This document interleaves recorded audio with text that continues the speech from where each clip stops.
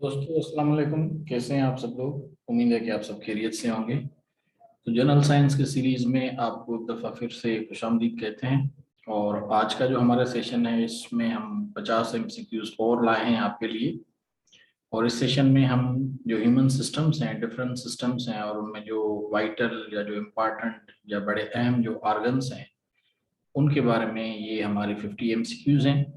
और ये प्रीवियस की तरह जो है यानी वन वर्ड आंसर होगा, लेकिन हर हर क्वेश्चन को हम एक्सप्लेन करेंगे ताकि आपका जो एक रेशनल ओपिनियन है वो डेवलप हो, या कंसेप्चुअल जो स्टडी है वो आपकी जो है वो इम्प्रूव हो। चलिए शुरू करते हैं हमारा आज का सेशन, और इसमें हम देख लेते हैं जो आज के 50 एमसीक्यूज हैं। तो सबसे पहले है कि how many total systems are there in human body. तो ये टोटल 11 हैं। आमतौर पे आप समझते हैं कि ये 3 है या 4 है या 5 है, लेकिन टोटल ये 11 है। और क्वेश्चन नंबर 2 जो है, blood, heart, arteries, capillaries and veins are card. तो ये यानी कार्डियोवास्कुलर या सर्कुलेटरी सिस्टम है, या जो खून जो हमारे पूरे जिस्म में जो यानी चल रहा होता है या एक तरह से दौड़ रहा होता है, तो इसको सर्कुलेटरी सिस्टम कहा जाता है, या कार्डियोवास्कुलर, कार्डियो हार्ट को कहा जाता है, ये लैटिन वर्ड है। इसी तरह से नंबर 3 जो है, an adult human being contains dash amount of litres. तो ये 4.5 to 5.5 लीटर्स भी कहा जाता है, और समटाइम्स इसको 4.7 से लेके 4.5 लीटर 5 लीटर्स भी कहा जाता है। बहरहाल इसके बारे में हमें मुख्तलिफ जो है वो यानी साइंस की रिसर्च मिलती हैं। तो आमतौर पे इंसान जो एडल्ट ह्यूमन बीइंग जो होता है, जिसकी उम्र यानी 18 साल या उससे ज़्यादा है, तो उसमें एवरेज 5 लीटर खून होता है। Number 4, there are dash chambers in human heart. इंसानी दिल में जो है वो टोटल 4 चेम्बर्स होते हैं। और उसको मैं ये जो सामने आपको तस्वीर है इसको एक्सप्लेन करके बताता हूँ कि ये किस तरह से ये चेम्बर्स हैं या इनका क्या काम है। नंबर 5 है, which is the most important digestive organ. तो सबसे अहम जो यानी निज़ाम हजम का जो यानी एक उज़वा है वो स्टमक है। नंबर 6 जो है, which organ regulates blood sugar level. वो पेंक्रियाज है, उसका काम होता है जो हमारे जिस्म में शुगर लेवल होती है ब्लड में उसको रेगुलेट करना। रेगुलेट से मुराद ये है कि अगर वो नॉर्मल है तो वो रेगुलेटेड है, अगर वो कम है तो उसको फिर वो पेंक्रियाज रेगुलेट करता है, या अगर वो ज्यादा है तो भी पेंक्रियाज उसे जो है वो रेगुलेट करता है। तो ये यहाँ पे आप देख रहे हैं ये ह्यूमन हार्ट है, और इसमें आपको दो कलर्स नजर आ रहे हैं। एक आपको ब्लू कलर नजर आ रहा है, दूसरा जो है वो आपको रेड कलर नजर आ रहा है। ये जो ब्लू कलर है यानी जो नीला, इसमें यानी डीऑक्सीजनेटेड ब्लड, यानी वो वाला खून जिसमें कि ऑक्सीजन नहीं होती, तो वो इसमें आ रहा होता है और वो लंग्स की तरफ जाता है यानी फेफड़ों की तरफ। और वहां से फिर उनको ऑक्सीजन जब मिलती है, और ये जो ब्लू कलर होता है इसका मतलब ये है कि इसमें कार्बन डाइऑक्साइड गैस होती है जो वो लंग्स को देता है, और फिर लंग्स से उसके बदले ऑक्सीजन ले लेता है। और जब ऑक्सीजन जो है वो उस यानी खून में मिल जाती है ब्लड में, तो फिर वो रेड हो जाती है। तो ये जो वीन्स हैं वो कैरी करती हैं डीऑक्सीजनेटेड ब्लड। और इसी तरह से ये जो आर्टरीज हैं ये ऑक्सीजनेटेड ब्लड यानी वो वाला खून के जिसमें ऑक्सीजन होती है, तो ये जिस्म की तरफ जाता है, पूरे जिस्म की तरफ सेल्स को। और फिर जब ये ऑक्सीजन उसमें से खत्म हो जाती है तो जब वो वापस आता है तो फिर वो कार्बन डाइऑक्साइड कैरी करके आ रहा था। तो ये बुनियादी तौर पे जो है वो 4 चैम्बर्स हैं। ये आप अगर इसको थोड़ा गौर से देखेंगे तो आपको ये क्लियर कट नजर आ जाएंगे। आप देख रहे हैं आर्ट्रियम और वेंट्रिकल्स होते हैं। एक होता है यानी लेफ्ट आर्ट्रियम और दूसरा होता है राइट आर्ट्रियम। इसी तरह से लेफ्ट वेंट्रिकल और इसी तरह से राइट जो है वो वेंट्रिकल होते हैं। ये आप देख रहे हैं वेंट्रिकल और राइट वेंट्रिकल, और ये लेफ्ट वेंट्रिकल और ये आर्ट्रियम, इनको चेम्बर्स कहा जाता है। तो ब्लड जो है वो सबसे पहले जो है वो लंग्स की तरफ जाती है, और लंग्स से जब वो ऑक्सीजन ले लेती है तो उसके बाद फिर वो पंपिंग करती है। तो ब्लड एक पंपिंग ऑर्गन है, यानी जो खून को एक तरह से सर्कुलेट करता है या उसे मूव करता है पूरे जिस्म में। क्वेश्चन नंबर 7 है कि fats required from human body is produced by. तो जो इंसान के जिस्म को जो चर्बी चाहिए, फैट से मुराद चर्बी है, तो वो लिवर पैदा कर रहा होता है, यानी हमें एक्स्ट्रा उसके लेने की जरूरत नहीं होती। Which organ is called food factory in human body. तो ये भी लिवर ही है, क्योंकि हम जो खाना खा रहे होते हैं उस खाने की सूरत में जो हमें चीज़ें मिल रही होती हैं तो वो स्टोर हो जाती हैं एक तरह से लिवर में, यानी जो एनर्जी से रिलेटेड आपको कार्बोहाइड्रेट्स मिलते हैं, प्रोटीन्स मिलते हैं, मिनरल्स मिलते हैं, तो ये आमतौर पर लिवर में जो है वो स्टोर होती हैं, इसलिए इनको जो है फूड फैक्ट्री कहा जाता है। और इसी तरह से बाइल इज प्रोड्यूस्ड बाय, तो बाइल जो है वो लिवर में ही यानी बनती है, और फिर वो वहां से होते हुए अल्टीमेटली जो है वो स्मॉल इंटेस्टाइन यानी जो छोटी अंतड़ी होती है उसमें वो जारी होती है, और वहां पे हमारा खाना जो है वो डाइजेस्ट होता है। तो बाइल का काम बुनियादी तौर पे ये है। इसी तरह से in which organ bile is store, तो बाइल जो है वो स्टोर गॉल ब्लैडर में होती है, यानी बनती वो लिवर में है लेकिन स्टोर जो है वो गॉल ब्लैडर में होगी। ये आप देख रहे हैं लिवर यहाँ पे वो बनेगी और इसमें स्टोर होगी, और फिर यहाँ से ये नीचे होते हुए स्मॉल इंटेस्टाइन की तरफ जाएगी। और इसी तरह से digestion of food completes inside small intestine. तो वो आमतौर पे ये समझते हैं स्टूडेंट्स के जो खाना है वो स्टमक में हजम हो जाता है, पूरा ऐसा नहीं होता।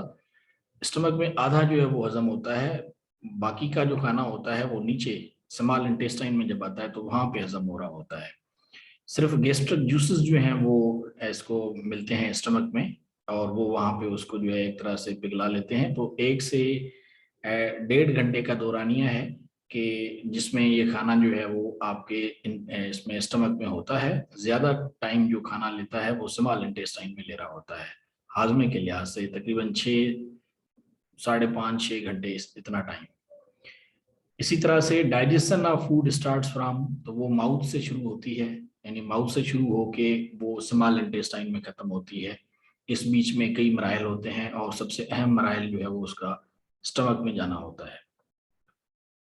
नंबर 13 है control of body fluids including removal of toxins is done through, तो ये किडनीज हैं, यानी जो यूरिन जो हमारा बन रहा होता है या जो टॉक्सिक हमारे जिस्म में मुख्तलिफ बन रहे होते हैं उनको रिमूव करने के लिए किडनीज जो है वो बड़ा अहम रोल प्ले करती हैं। और इसीलिए अगर किडनीज जो है वो फेल हो जाती हैं तो फिर वो आप देखते हैं आर्टिफिशियल उनको चलाने की कोशिश की जाती है डायलिसिस पे, लेकिन अल्टीमेट फेल्यूर ऑफ किडनीज जो है वो डेथ यानी इवेंचुअली डेथ होगी, क्योंकि ये बॉडी जो है वो जो टॉक्सिक हमारे जिस्म में बन रहे होते हैं मुख्तलिफ यानी जहरीले मादे या केमिकल्स जो हैं फ्लड की सूरत में या यूरिन की सूरत में, तो उनका हमारे बॉडी से इनखराज होना लाजमी है। डिफ्यूजन के बगैर जो है वो पूरा जहर जो है वो टॉक्सिक बॉडी में फैल जाता है।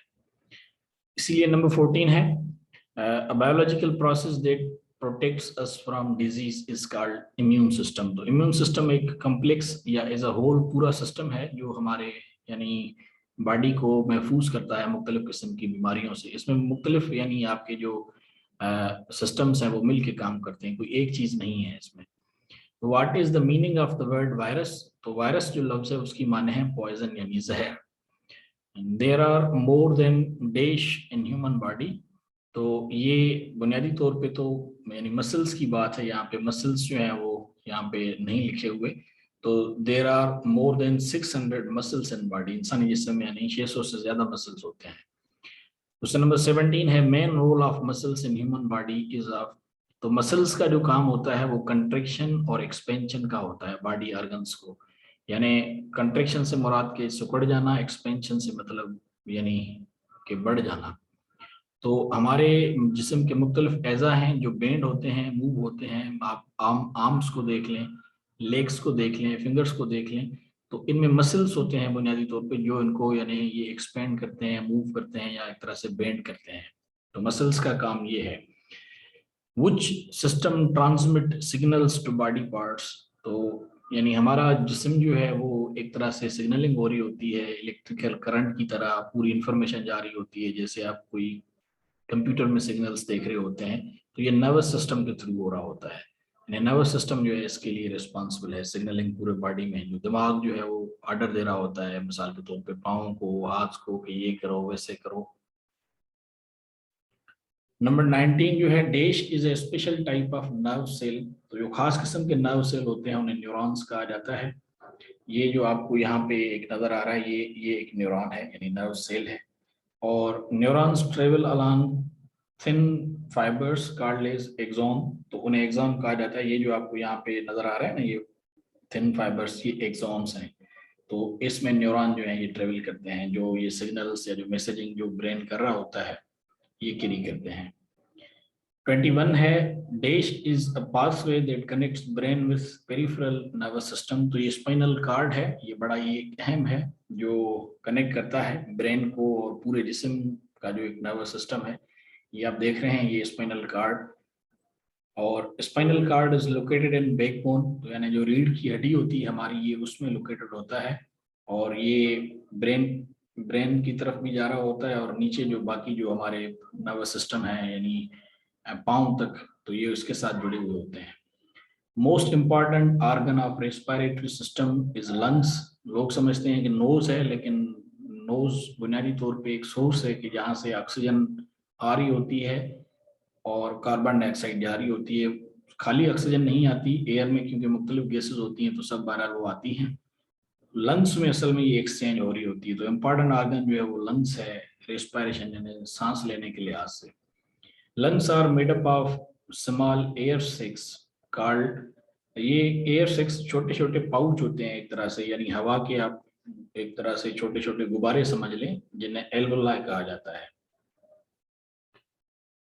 ये आपको यहाँ पे नजर भी आएंगे, ये एल्वोलाइज हैं। ये एक छोटे छोटे पाउच होते हैं या गुब्बारे, और ये लाखों की तादाद में हमारे लंग्स में, फेफड़ों में होते हैं। यानी 25, what is called the process of exchange of gases. यानी ये जो गैसेस होती हैं माने ऑक्सीजन एंड कार्बन डाइऑक्साइड, इसके रद्दोबदल के अमल को क्या कहते हैं? इसको ही ब्रीथिंग कहा जाता है। सांस लेने को हम ऑक्सीजन इनहेल करते हैं, कार्बन डाइऑक्साइड हम एक्सहेल कर रहे होते हैं, यानी बाहर की तरफ हम फेंक रहे होते हैं और ऑक्सीजन अंदर की तरफ ले रहे होते हैं। 26, breathing takes place inside, lungs के अंदर ही होती है ऑब्वियसली। 27 है, which two gases are involve in breathing. तो जिस तरह मैंने आपको बताया, ऑक्सीजन एंड कार्बन डाइऑक्साइड। और इसी तरह से 28 है, dash separates thoracic cavity from abdominal cavity to perform the process of respiration। तो ये डायाफ्रेम है, ये बड़ा ही एक अहम हिस्सा होता है। ये यहाँ पे ये डायाफ्रेम होता है, और यही कंट्रैक्शन एंड एक्सपेंशन का काम कर रहा होता है, जो मैंने आपको पहले बताया था, मसल्स की कंट्रैक्शन एंड एक्सपेंशन। तो ये डायाफ्रेम जो है वो बुनियादी तौर पे थोरेटिक कैविटी और एब्डोमिनल कैविटी जो है इनको सेपरेट भी करता है, और इसी सेपरेशन की वजह से रेस्पिरेशन जो है वो अमलन होती है। 29 है, an adult human being on average uses dash oxygen gas in 24 hours. तो 11,000 किलो कहा जाता है या 11,000 लीटर्स कहा जाता है कि एक इंसान 24 घंटों में, एक एडल्ट इंसान यानी जिसकी उम्र 18 साल या उससे ज्यादा है, वो यूज करता है। इमेजिन कितनी ऑक्सीजन हम ले रहे होते हैं free of cost. 30, total bones in an adult humans body are, तो ये 206 हैं टोटल जो हड्डियां इंसानी जिस्म में पाई जाती हैं। 31 है, what number of bones are found in human body at the time of birth, यानी पैदाइश के वक्त में इंसानी जिस्म में कितनी हड्डियां पाई जाती हैं? तो वो 270 होती हैं, बाद में वो जब जुड़ जाती हैं तो फिर वो 206 रह जाती हैं।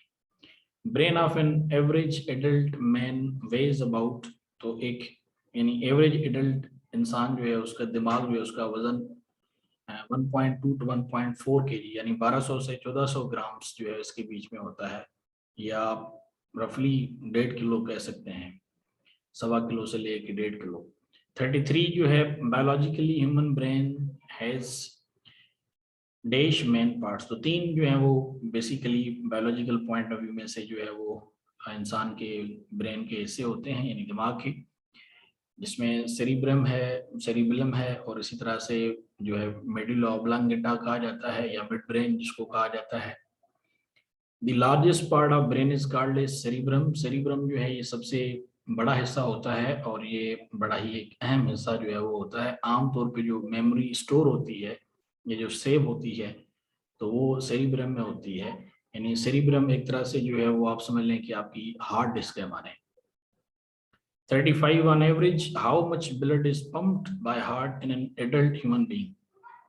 तो पर डे के हिसाब से जो हमारा यानी जो हमारा जो दिल है वो कितना खून जो है उसको पंप करता है यानी बाहर फेंकता है। तो ये 2000 गैलन है, यानी 7,570 लीटर्स रोजाना की बुनियाद पे ये हो रहा होता है। The expansion and contraction of heart is called heart beat.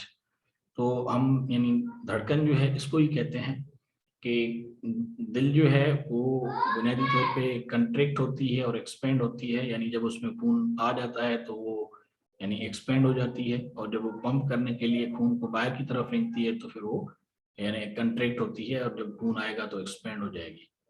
तो ये जिस तरह लंग्स में कंट्रैक्शन एंड एक्सपेंशन होती है मसल्स की वजह से, तो हार्ट में भी ये एक्सपेंशन एंड कंट्रैक्शन होती रहेगी, और इस हार्ट के कंट्रैक्शन एंड एक्सपेंशन को हम हार्ट बीट कहते हैं।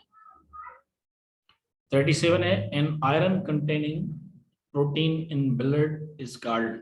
तो हेमोग्लोबिन है, ये हेमोग्लोबिन के जिसमें यानी आयरन होता है, और ये आयरन बुनियादी तौर पे बड़ा ज़रूरी होता है हमारे खून के लिए, बिलखुसूस गर्मियों के सीज़न में आपको आयरन चाहिए होता है ताकि आपकी ब्लड सर्कुलेशन जो है वो मेंटेन रहे, और ऑक्सीजन को भी हेमोग्लोबिन जो है वो मूव करने में काफ़ी हेल्प कर रहा होता है पूरे बॉडी में। रेड ब्लड सेल्स जो हैं या RBCs are develop inside bone marrow में ये बनते हैं। लोग समझते हैं कि जो सेल्स हैं वो आमतौर पे हार्ट में यानी दिल के अंदर बन रहे होते हैं। दिल में कुछ भी नहीं बन रहा होता, वो सिर्फ एक पंपिंग मशीन है, पंपिंग आर्गन है, यानी उसका काम जो है वो सिर्फ खून के जो दौरानिया है पूरे जिस्म में उसको मेंटेन रखना होता है।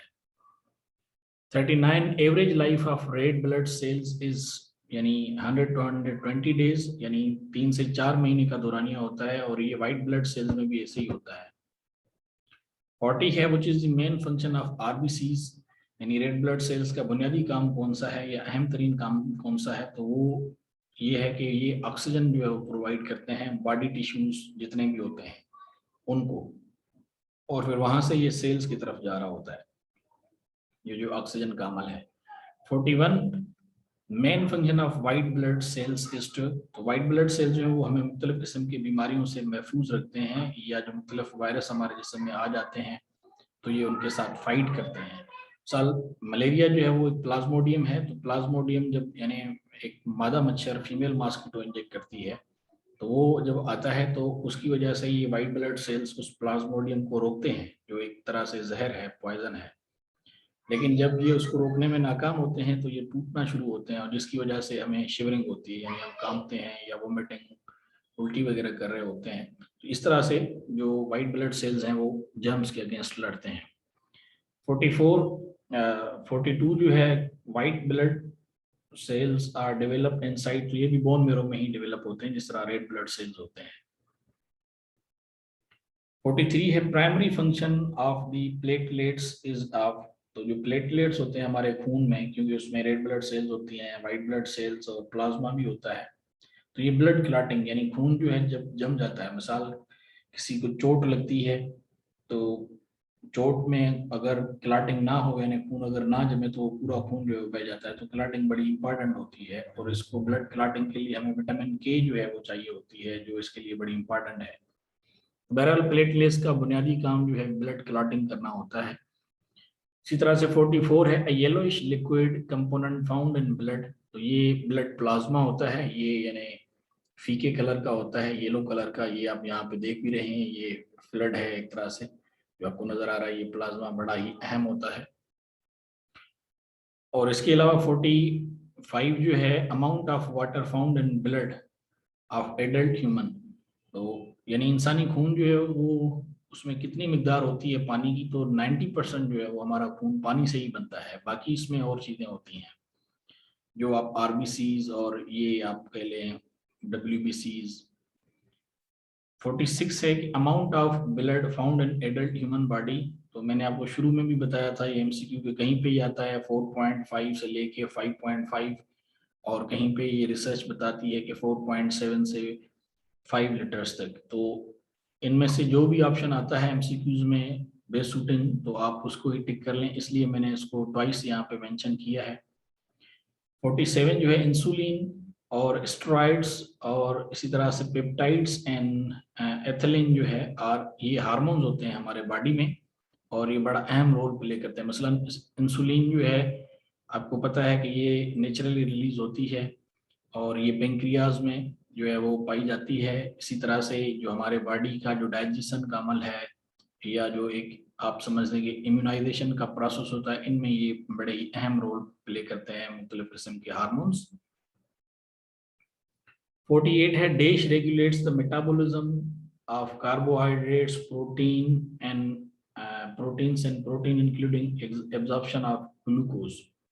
तो ये काम इंसुलिन करती है, यानी जो हमारे जिस्म में जो यानी ग्लूकोज आता है, यानी जो जो मिठास आता है, या जिससे हम नॉर्मली शुगर कहते हैं, कार्बोहाइड्रेट्स, उसको जज़ब करना इंसुलिन का काम होता है। खाने को यानी हजम करना, एक तरह से मेटाबोलाइज करना कार्बोहाइड्रेट्स को या प्रोटीन्स को, जो है एक तरह से मूव करना, एंजाइम्स वगैरह, तो ये इंसुलिन का काम होता है। 49 है gastric juice made up of hydrochloric acid, जो कि बड़ा अहम एसिड है। और इसके अलावा डाइजेस्टिव एंजाइम पेप्सिन जो है, ये कहाँ पे मिलते हैं हमें, तो ये हमें स्टमक में मिलते हैं और ये खाने में मिल जाते हैं, जिसकी वजह से खाना जो है वहाँ पे एक तरह से यानी वो गलना शुरू हो जाता है और फिर वहाँ से वो स्मॉल इंटेस्टाइन की तरफ जाना शुरू करता है।